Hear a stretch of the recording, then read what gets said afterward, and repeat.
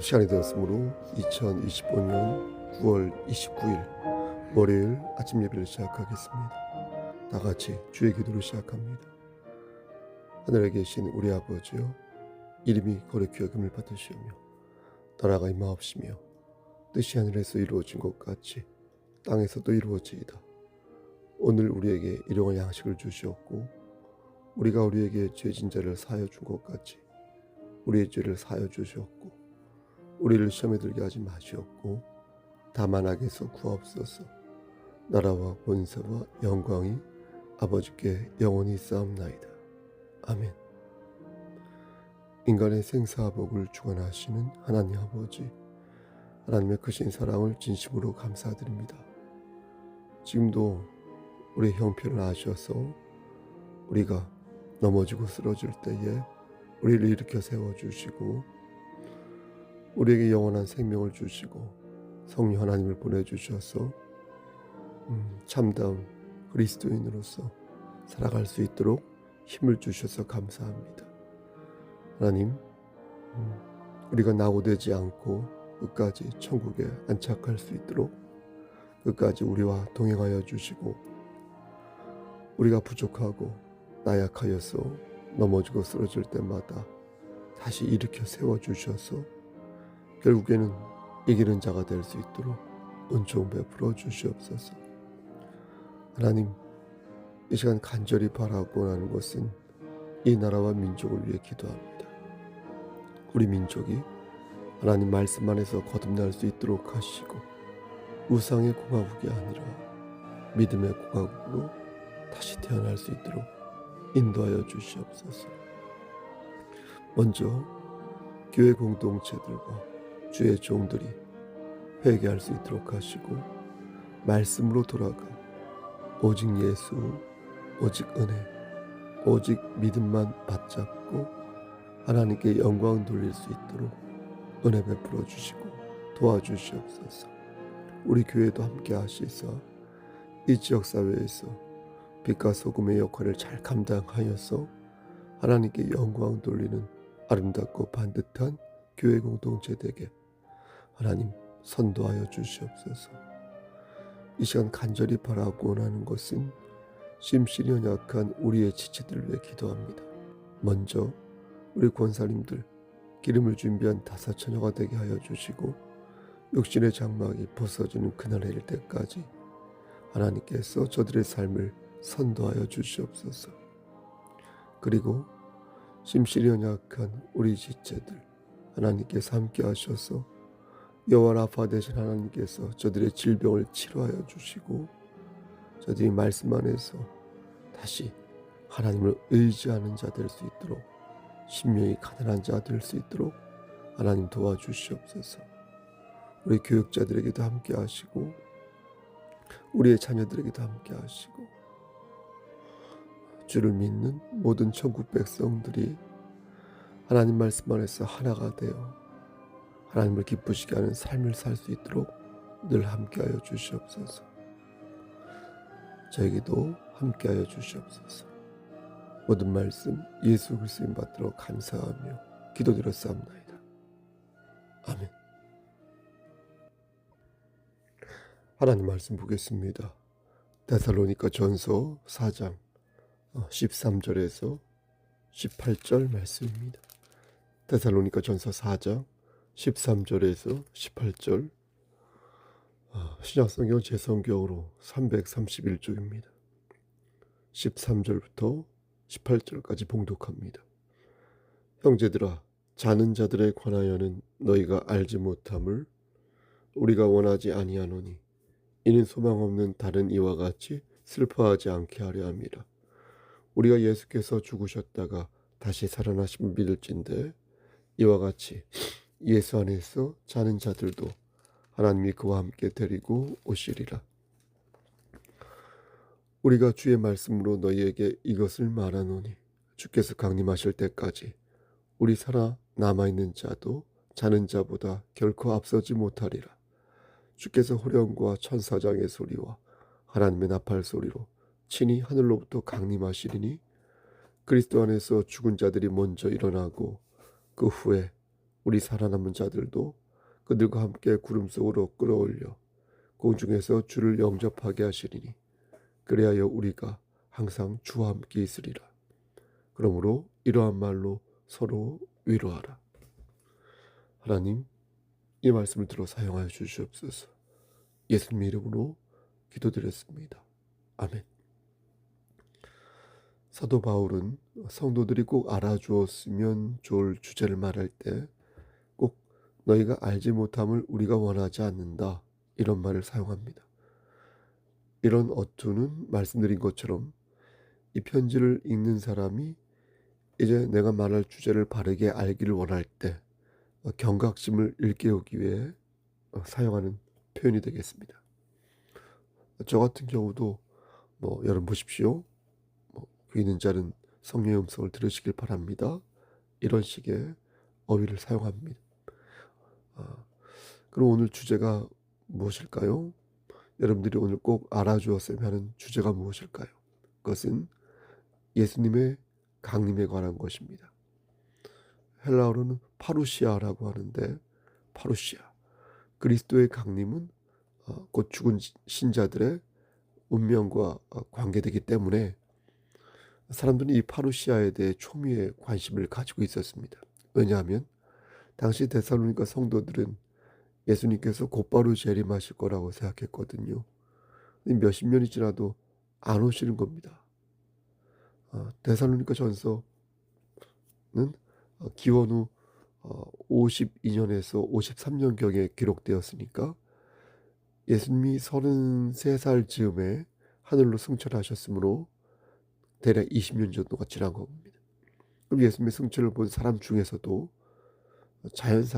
자연사한 사람도 많았을 것이고 또 순교한 사람도 많았을 텐데, 그런 사람들이 하나둘씩 이렇게 쌓여가면서 남아있는 자들은 점점 불안해지기 시작한 것입니다. 주님이 가신 것을 내가 봤는데, 승천하신 것을 내가 봤는데 20년이 지나도 안 오시니까 여러분 어떻습니까? 입장을 바꿔서 생각해 보십시오. 심리적으로 막 불안해지면서 이러다가 주님이 오시는 것을 내가 못 보면 어쩌나 하는 생각들을 사람들이 하기 시작한 것입니다. 이에 바울은 데살로니가 성도들에게 익히 전하였던 하나님의 말씀을 다시 전할 필요성을 느낀 것입니다. 그래서 13절 말씀에서 너희는 소망 없는 다른 이처럼 슬퍼하지 말라, 이렇게 말한 것입니다. 근데 특이한 점은 14절 말씀에서 바울이 죽음을 두 개의 단어로 표현하고 있다는 것입니다. 하나는 죽었다고 표현하고 있고 나머지 하나는 잠을 잔다라고 표현하고 있습니다. 그럼 누구한테 죽었다고 표현하고 있고 누구한테 잠을 잔다 표현하고 있는지 찾아보겠습니다. 14절 말씀을 보면 우리가 예수께서 죽으셨다가 다시 살아나심을 믿을진데 이와 같이 예수 안에서 자는 자들도 하나님이 그와 함께 데리고 오시리라. 예수님이 돌아가신 것은 아포드네스케인이라고 해서 실제 죽었을 때 사용하는 단어입니다.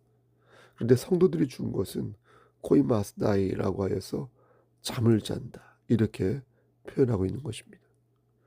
그러니까 이렇게 바울이 서로 다르게 죽음을 표현한 이유는 예수님의 죽으심을 실제 죽으심으로 강조하면서 주님이 우리의 죄를 위하여 죽으셨다는 것을 강조한 것이고요.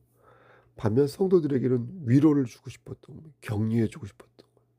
그래서 그들이 영원히 죽어 있는 게 아니라 잠에서 이렇게 깨어나듯 그리스도 예수 안에서 일어나게 될 것을 강조한 것입니다. 이해되셨죠? 그럼 이미 죽어서 잠을 자는 성도들은 예수님의 재림을 볼 수 없는 것일까요? 그래서 그리스도의 강림을 잠을 자느라 보지 못해서 그 즐거움과 영광을 얻지 못하는 것일까요? 그렇지 않다는 것입니다. 당시 데살로니가 성도들은 시간이 지나면서 자꾸만 사람들이 죽어나가니까 이러다가는 주님의 강림을 보지 못하여 그 즐거움과 영광을 얻지 못할 거라고 생각했습니다. 그런데 바울은 그게 아니다 이렇게 가르치는 것입니다. 그들은 잠을 자고 있는 거니까 주님이 강림하실 때 그 영광을 경험하게 될 것이다. 그게 바로 15절 끝에 있지 않습니까? 15절 끝에 나오는 우리 살아남아 있는 자도 자는 자보다 결코 앞서지 못하리라. 이 말씀이 좀 어려운데요. 말 자체가 바로 이 말씀이 그 말씀이 되겠습니다. 그러니까 걱정하지 말라. 우리 살아남아 있는 자도 자는 자보다 결코 앞서지 못하리라. 걱정하지 말라. 구체적으로 그럼 어떤 식으로 일이 전개되기에 바울은 걱정하지 말라는 것인지 16절에서 말씀합니다. 주께서 호령과 천사장의 소리와 하나님의 나팔 소리로 친히 하늘로부터 강림하시니 그리스도 안에서 죽은 자들이 먼저 일어나고. 여러분 뭐라고 말씀합니까? 먼저 우리는 호령이란 말에 주목해야겠습니다. 호령은 뭡니까? 대통령이 부대 앞에서 열중 쉬어 이렇게 말하는 것처럼 여러 사람이 일정한 동작을 취하도록 말로 내리는 명령, 그걸 호령이라고 하지 않습니까? 예수님께서 강림하실 때 그러니까 호령하는 이유는 죽은 자들을 깨우기 위해 그런다는 것입니다. 그러니까 사도 바울의 표현으로 말하자면 잠자는 자들을 깨우기 위해 예수님께서 호령하신다는 겁니다. 호령. 근데 주님의 호령만 있는 게 아니라 천사장의 소리와 하나님의 나팔 소리가 들릴 것인데 그 소리가 임하는 즉시 죽은 자들이 일어나 주님을 맞이한다는 것입니다. 일어나 이렇게 어떻게 호령하실지 잘 모르겠는데 여하튼 그럼 죽은 그리스도인들은 주님이 오실 때까지 땅속에 묻혀 있다는 것인가요? 여러분? 예? 죽은 그리스도인들이 이렇게 주님이 오실 때까지 이렇게 땅속에 묻혀 있는 것입니까? 그렇지 않습니다, 여러분. 여기서 일어난다는 것은요, 육신의 부활을 말하는 것입니다. 사람이 죽으면 어떻습니까? 사람의 영혼은 땅속에 갇혀 있거나 이렇게 막 구천을 떠도는 게 아니라요, 천국과 지옥으로 나누어져서 각자 가는 것입니다. 이걸 믿지 않으면 성경도 모르고 하나님의 능력도 모르는 자가 되는 것입니다. 이 말씀 제가 하는 게 아니라 예수님께서 직접 하신 말씀인데 마가복음 12장 18절에서 27절 말씀을 보면 사두개인들이 예수님을 찾아와서 이상한 소리를 늘어놓습니다. 그래서 예수님을 시험하는데 예수님께서는 죽은 사람의 부활이나 천사와 영혼의 존재를 믿지 않는 얘네들 사두개인들을 보면서 저들이 성경도 모르고 하나님의 능력도 모르는 자다 이렇게 말씀하십니다. 그러니까 예수님께서는 분명히 부활과 생명을 언급하시면서 영혼의 존재를 믿지 않았던 사두개인들을 야단치신 것입니다. 사두개인들은 자신들은 하나님을 믿지만 다만 영혼이 있는 것을 믿지 않을 뿐이다 이렇게 하였는데 어떻게 부활을 믿지 않는 자가 하나님을 믿는다고 말할 수 있습니까? 여러분 그렇지 않습니까? 나는 부활이요 생명이니 나를 믿는 자는 죽어도 살겠고 무릇 살아서 나를 믿는 자는 영원히 죽지 아니하리니 이것을 네가 믿느냐. 이거 누가 하신 말씀입니까? 우리 주 예수 그리스도께서 하신 말씀 아닙니까? 주님께서 이렇게 말씀하셨는데 어떻게 우리가 성도의 부활을 믿지 않을 수 있습니까? 이미 죽은 성도의 영혼은 어디에 있다? 따라서 천국에 있고 그의 육신은 다만 이 땅에 남아있으니 그러므로 장차 그리스도 예수께서 강림하실 때 이 육신들이 일제히 일어난다는 것입니다. 그럼 다음에는 어떻게 됩니까? 17절 말씀 보니까 그 후에 우리 살아남은 자들도 그들과 함께 구름 속으로 끌어올려 공중에서 주를 영접하게 하시리니 그리하여 우리가 항상 주와 함께 있으리라. 여러분 뭐라고 말씀합니까? 잠을 자던 자들이 일제히 일어나 주님을 만나면 그 후에 살아남은 자들도 신부가 신랑을 맞이하는 것처럼 주를 영접하게 된다라는 것입니다. 이렇게 말씀하면서 사도 바울은 이 가르침으로 서로를 위로하라고 말씀합니다. 여러분 그렇다면 이 가르침은 어떤 가르침을 말하는 것입니까? 바울이 지금 18절에서 이러한 말로 서로 위로하라고 하는데 이 말은 어떤 말을 가리키는 것입니까? 우린 이 부분에 주목하지 않을 수 없습니다. 바울이 지금 말한 이 말은 15절에 처음에 나오는 주의 말씀이 되겠습니다. 지금 바울은 주의 말씀으로 너희에게 이것을 말하고 있다 이렇게 말하고 있는 것입니다.